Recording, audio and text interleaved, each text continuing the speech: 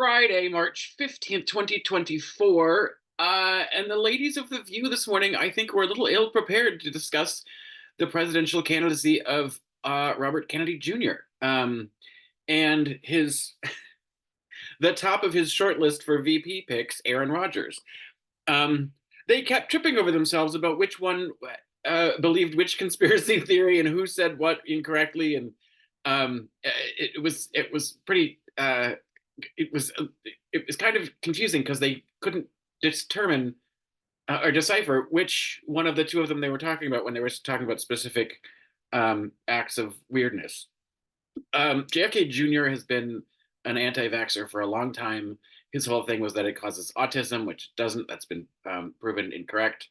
Um, and has been just a weird conspiracy theorist. He's also, I think, responsible for his first wife's suicide, but that's a whole other situation. The man's nuts. His family is disowned him. I have no idea why that actress woman is married to him. That's super creepy. It makes me. She's the one. She plays the wife on Curb Your Enthusiasm. Her name escapes me. But I have zero respect for her for being with him because he is a complete nutter. And then Aaron Rodgers was the one that Sonny was talking about because there was a COVID vaccination rule for the NFL, and he said that he had it and he had not gotten a vaccination. He was just using alternate medicines, and he decided that was good enough. So he lied about getting the vaccine so he could play football. Um, and uh, the myriads of people that have had encounters with him all say he is just a moron. So this whole discussion about, and Amy Farrah Griffin is going, it's going to take away from Biden and Jill Stein. It's like, no, no, no, no, no, no. There's no one who is attracted to voting for Robert Kennedy Jr. / Aaron Rodgers ticket that would be voting for Biden. Like, if they're looking for that level of crazy, that's going to come from the Trump camp. And poor little Sarah Haynes, who tried to, like, maybe not, she's timid in her independence, talking about how if if Kennedy weren't in the race, then they would vote for Trump. Like, if you're talking to Kennedy voters and they're saying, well, if he's not there, we'll vote for Trump, then he's actually a good thing to keep in the race. He's spending like $15 million to try to get on the ballot in as many states as possible. He wants to be on all 50 states. If you're not on the ballot in all 50 states, you're never going to win. But it's and states all have different rules about how you get on the ballot, how many signatures you need, how how far hard you have to fight in court, all sorts of bullshit rules. And again, they're all different state by state. So it's the picky battleground states where it's the most concerning about what votes he would pull. But I can't believe a poll that says he's going to pull more votes from Biden, because like, there's two crazy choices and one sane choice. Let the two crazy choices battle out for the crazy votes. I feel like I'm okay with that. And then and then they had Don Lemon on. I know he's friends with those women, but he also called himself an independent, and like Sarah, and that's just such a cop out for both sidesism, making excuses for not having strong convictions because it might hurt somebody else's feelings. I can see both sides. Is like, but can you really?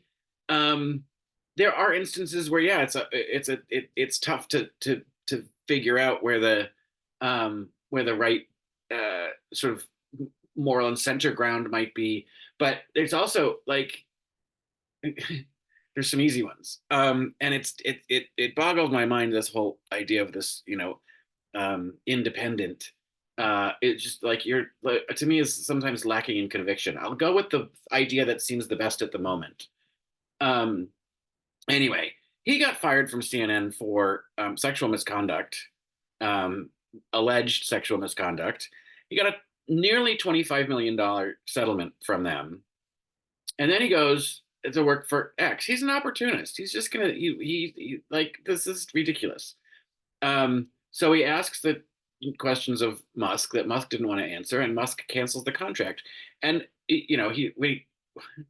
when Sonny said that's not how contracts get canceled, he was like, "Can't talk about that. There's a whole lot of things going on with that." So you're going to get another settlement. Um, he's getting paid a lot of money to not work, uh, and I don't know. It's at some point it's like, why don't you just go? It's like go home and like retire happy money. Um, I get you've got this journalistic integrity, but do you really? You're an apologist for half of the stuff that happens because you're so independent. I don't like Don Lemon. Um, Attractive man, but um, he's he on the guise of journalism, he likes to sort of poke the bear, and that's just I don't want someone with just poking the bear. I want you to have an ideology and an opinion. If that's going to be your show, if your show is based on personality and not just the news, I want you to have one that isn't so wishy washy. Anyway, uh, then they had on Theresa Caputo, and I don't know how anyone can take seriously a woman with that hairdo. Like it's so fried and blonde and tall and like she wouldn't fit in the frame. I don't know. It's she's the whole thing's weird to me.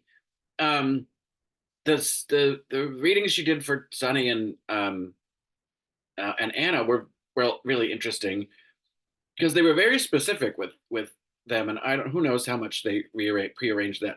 I'm kind of a skeptic about her because that show she used to have, she'd go in the audience and she'd be like, "I'm getting a G, a G, a G, or maybe it's a C, or maybe a Q, a Q, a Q," and it's a man, it's an older, it's a younger, no, it's a younger man, and it would be like, you're just pulling up shit, like you know, that and I'm getting somewhere in the chest or the stomach, maybe, and it's like, okay, you're just reaching, until you find something, um, and then every time it'd be like, he wants you to know you're okay, like every time.